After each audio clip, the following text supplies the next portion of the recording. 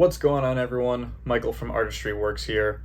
This is a continuation video from last week's episode. We're going to keep talking about high yield savings accounts and interest rates and the best place to put your money. This video is going to get a little bit technical and have a lot of numbers, so without any further ado, let's get into it. So last week, I mentioned how so many financial institutions give you a piss-poor interest rate on your money. This means as your money is sitting in an account, it's not doing anything for you. More specifically, it's not keeping up with the rate of inflation. When that happens, you are effectively losing buying power over the long term. In this video, I'm going to mention 3 institutions in particular that are giving much better than average interest rates, all 3 of which I use myself. So we're going to start out with one that I mentioned last week, my personal savings account with the most of my money in it, Wealthfront. Wealthfront is an online bank currently yielding a 5% interest rate on its savings accounts. I also recently learned there are free ATMs this bank is connected through, so if you do need to get cash, you can find them at numerous locations, especially in major cities. I typed in the zip code of Chicago and pulled up this map to see just how many ATMs, free ones at that Wealthfront works through.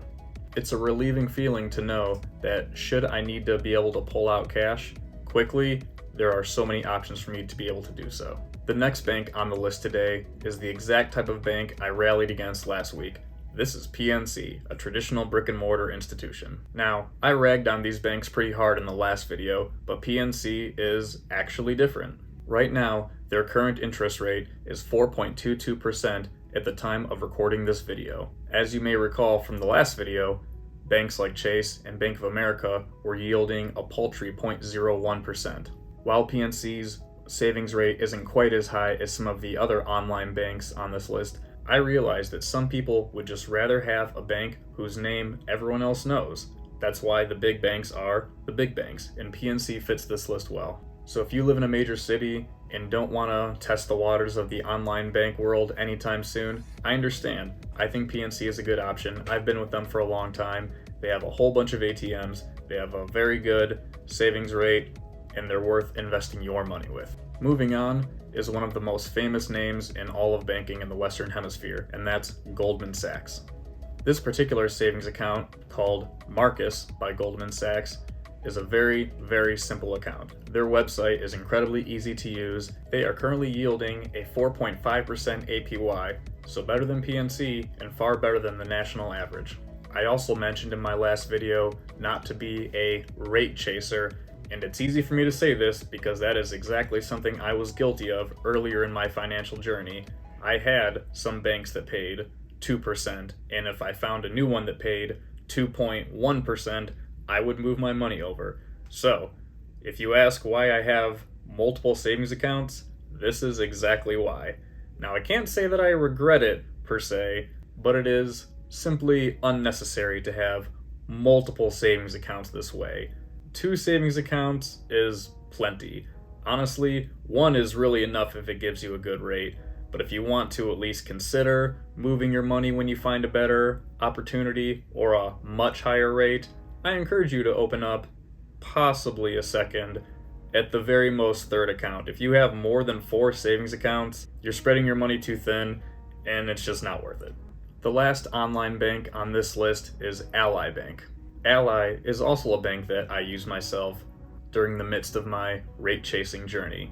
You may notice from these screenshots that some of these accounts have less than $50 in them, because really, I'm just too lazy to close the accounts, and there's always a chance that the rates will change in the future.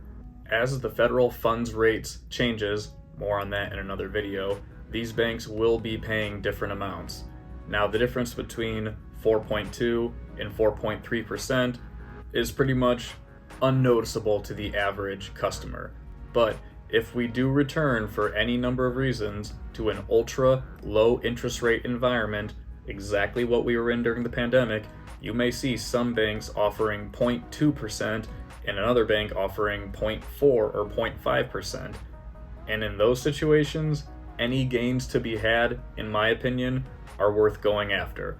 But I am just a guy on YouTube. Your finances are your journey and no one else's. That being said, Ally Bank also offers great CDs as well as more competitive interest rates than almost every other online bank, and I do recommend them. Of all the banks I've mentioned today, I still recommend Wealthfront the most.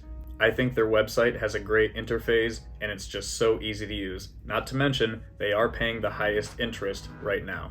I'll leave a link in the description down below if you want to click my particular invite link, which will invite you and me to earn 0.5% higher than you would otherwise. So please check that out. So with that said, you guys, thanks so much for tuning in today. I hope you learned something, and I hope you're excited about your own financial journeys. Please leave a comment down below if you have any questions, like and subscribe, and I'll see you on the next one. Have a great day.